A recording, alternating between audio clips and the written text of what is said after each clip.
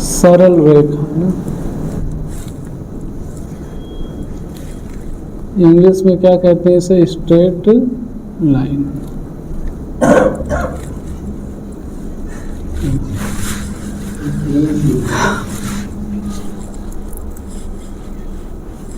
देखो, हाँ पिछला क्लास में पढ़ चुके होगे ना, पिछला क्लास में पढ़ चुके होगे कि दो बिंदु से, कुछ इंपॉर्टेंट फार्मूला है लिख लो पिछला क्लास से संबंधित, कि दो बिंदु x1 y1 तथा x2 y2 के बीच की दूरी ठीक है। ये पिछले क्लास में पढ़ चुके होगे। क्या पढ़े थे कि अगर एक रेखा है, उसके दो बिंदु दिए हैं, पहला है x1 और दूसरा क्या है y1 और दूसरा है x2 और y2, तो जो बीच की दूरी होगा, तो बीच की दूरी का फॉर्मूला पढ़े थे पिछले क्लास में कि जो है क्या होता है, under root x2 minus x1 का whole square plus y2 minus y1 का होल स्क्वायर। ठीक है। दूसरा चीज पढ़े थे कि बिंदु x1 y1 व x2 y2 को मिलाने वाली रेखा को यम संबंधी यन के अनुपात में विभाजित करना। और ये दो तो पढ़े थे, पहला एक अंतर विभाजन में क्या होता है कि अगर दो बिंदु दिया है, एक x1 है, दूसरा x2 और y2 दिया है, अगर हम विभाजित कर रहे हैं किसमें, यम संबंधी यन में, तो जो बीच वाला बिंदु आएगा यानी जो x, y आएगा, तो x बराबर क्या होता है, यम x2 प्लस यन x1 और अपान में यम प्लस n। y बराबर क्या पढ़े हो कि यम y2 प्लस यन y1 अपान में यम प्लस। ठीक है। दूसरा होता है एक बाह्य विभाजन में क्या पढ़े हो, बाह्य विभाजन में सेम फार्मूला रहेगा, बस किसमें हो जाएगा, माइनस में, यम x2 यन x1 और अपान में यम माइनस n। y बराबर यम y2 माइनस यन y1 और अपान में यम माइनस n। इतना छाप लो जल्दी से, इतना जल्दी से छाप लो। 2D से रिलेटेड है, 2D से रिलेटेड ये है, इसी से जो तुमको पढ़ा है वो 3D है। ठीक है, वो 3D है और ये की क्या है, 2D। ठीक है, पहले 2D पढ़ा जाता है, फिर क्या पढ़ते हैं, 3D। तो 2D हम पहले नहीं पढ़ाए थे, इसीलिए अब 2D पढ़ा दे रहे हैं। इसको पढ़ लो, जल्दी से लिख लो, इसी जल्दी से लिख लो।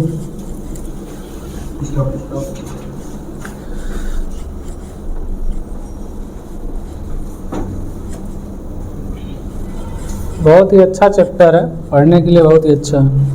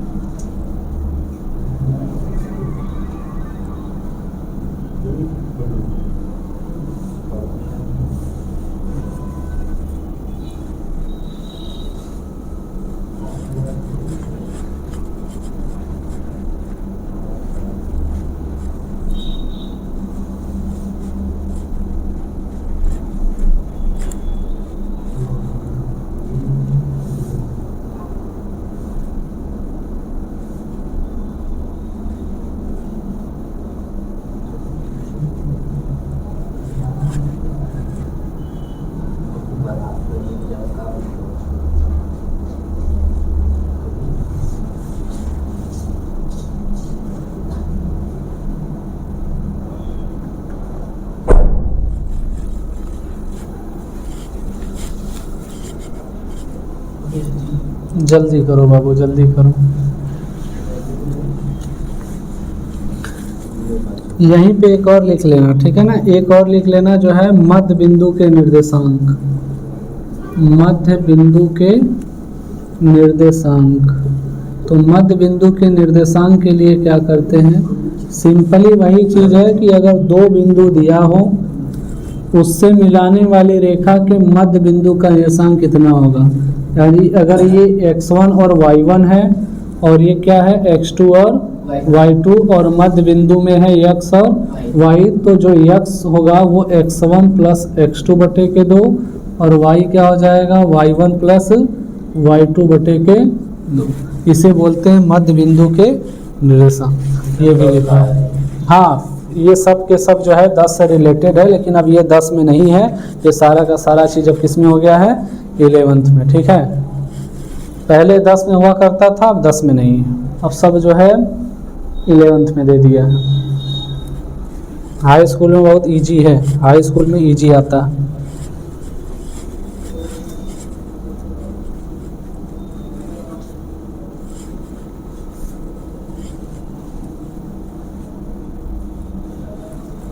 पहले हाई स्कूल में निर्देशांक ज्यामिति में बहुत कुछ दिया था, ये जितना का जितना फार्मूला है सब हाई स्कूल में दिया था। ठीक है, लेकिन अब जो है सबके सब 11 में दे दिया है। हाई स्कूल में पता है, हाई स्कूल में बस दिया है कि भुज और कोटि कैसे ज्ञात करते हैं, ठीक है, दो रेखाओं को मिलाते कैसे हैं, बस यही सब दिया है और बकाया चीज़ नहीं दिया है। सब के सब 11 की चीज़ें।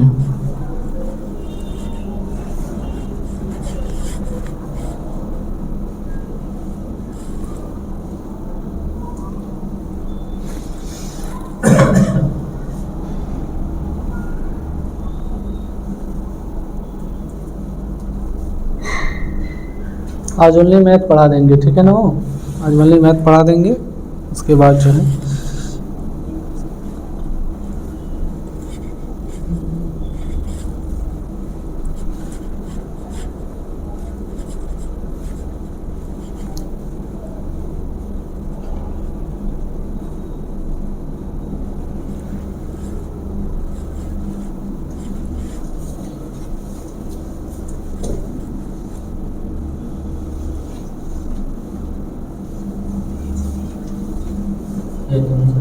हो गया। हो गया।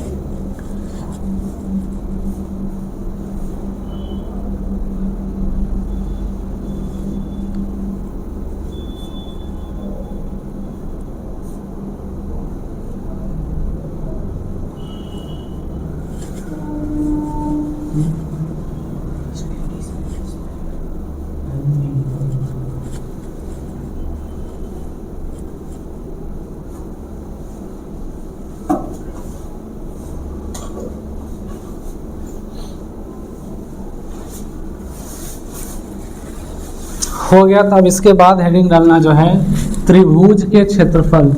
इसी से रिलेटेड एक आता था क्या, त्रिभुज के क्षेत्रफल एक आता था, ठीक है, यानी त्रिभुज का क्षेत्रफल।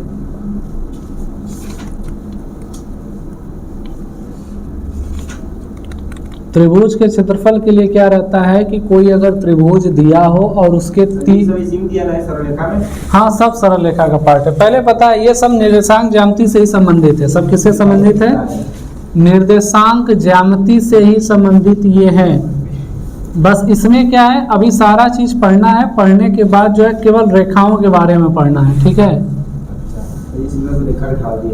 हाँ अभी देगा ना, अभी सब पढ़ाएंगे, सब पढ़ाएंगे, जितना दिया ना ये सब जो सरल रेखा वाला जो चैप्टर है उसमें सारा चीज़ दिया है, सब कुछ पढ़ाएंगे, लेकिन स्लोली पढ़ो जो है, एक ही बार बता देंगे समझ में नहीं आएगा। नहीं बाबू कठिन पार्ट नहीं है, ठीक है, कठिन पार्ट नहीं है, टेंशन न लो, एकदम इजी है, इजी है, कठिन नहीं है। हाई त्रिभुज बनाओ जो है, कोई दिक्कत नहीं है।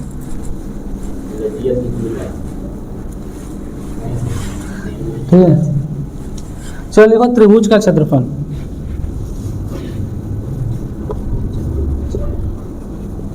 तो त्रिभुज का क्षेत्रफल क्या पढ़े थे, उसमें क्या पढ़े थे, त्रिभुज का क्षेत्रफल x1 ये वाला पढ़े थे ना कि x1 ब्रैकेट में y2 माइनस y3 और प्लस क्या होता है x2 और y3 माइनस y1 और प्लस x3 और y1 माइनस, ठीक है, ऐसे होता है। लिख लो इसे।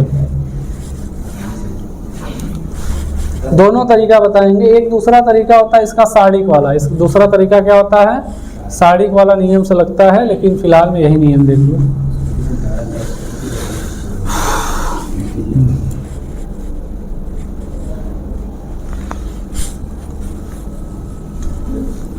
फिर उसके बाद हेडिंग डाल देना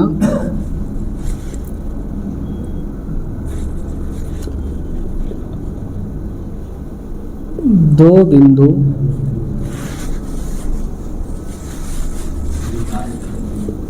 x1 y1 व x2 को मिलाने वाली रेखा का समीकरण। अगला चीज है कि दो बिंदु x1 y1 व x2 y2 को मिलाने वाली रेखा का समीकरण। अगर ऐसे दिया है, कोई रेखा है, दो बिंदु से जुड़ा है, पहला अगर है x1 और क्या है y1, दूसरा है x2 और y2, तो इस रेखा AB का समीकरण, रेखा AB का समीकरण, इसका फॉर्मूला होता है y माइनस y1, ठीक है, y2 माइनस y1 अपान में x2 माइनस x1 और ब्रैकेट में x माइनस x1। इसे बोलते हैं जो है दो बिंदु से मिलाने वाली रेखा का समीकरण। अगर निकालना है तो इस नियम से निकल जाता है। जहां इसको बोलते हैं रेखा की ढाल, रेखा की ढाल, इसी ढाल को एक और नाम से जानते हैं जिसको बोलते हैं प्रवणता। क्या नाम देते हैं, रेखा की प्रवणता। वो होता है यम बराबर, ये जो दिया है इसी को बोलते हैं रेखा की प्रवणता। हाँ, प्रवणता, प्रवणता, प्रवणता, ठीक है। और इसका एक और फार्मूला होता है यम बराबर कितना, tan थीटा, ठीक है, इसको भी लिख लो। हाँ, ये मतलब अगर कोई रेखा दिया है, कोई रेखा दिया है अगर ए बी, तो इसकी प्रवणता जो थीटा है वही निकालते हैं हम। स्पर्श रेखा की प्रवणता यम बराबर tan थीटा कर लो।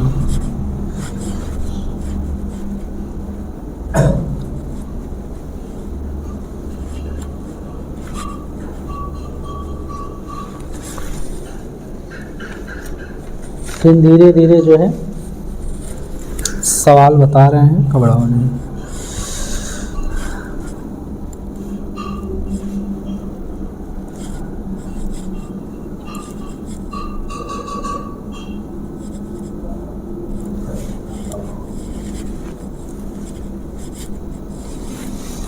हो जाएगा तो बताना। एक हेडिंग और बता लेते हैं तो सवाल पे आते हैं, ठीक है। फार्मूला जरूर याद कर लेना, फार्मूला बेहद जरूरी है। चैप्टर पढ़ने के लिए सबसे जरूरी होता है फार्मूला। फार्मूला याद रहेगा तभी जो है कोई सवाल लग पाएगा, नहीं तो नहीं लग पाएगा।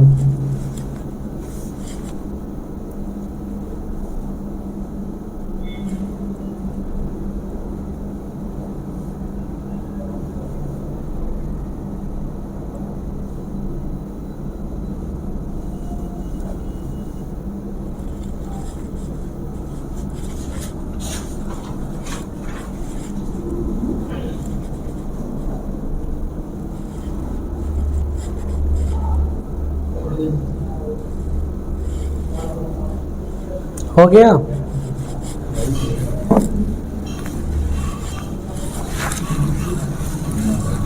अब देखो, अगर हो गया तो देखो। अब ये है, अगला हेडिंग डाल लो। हेडिंग है कि दो रेखाओं के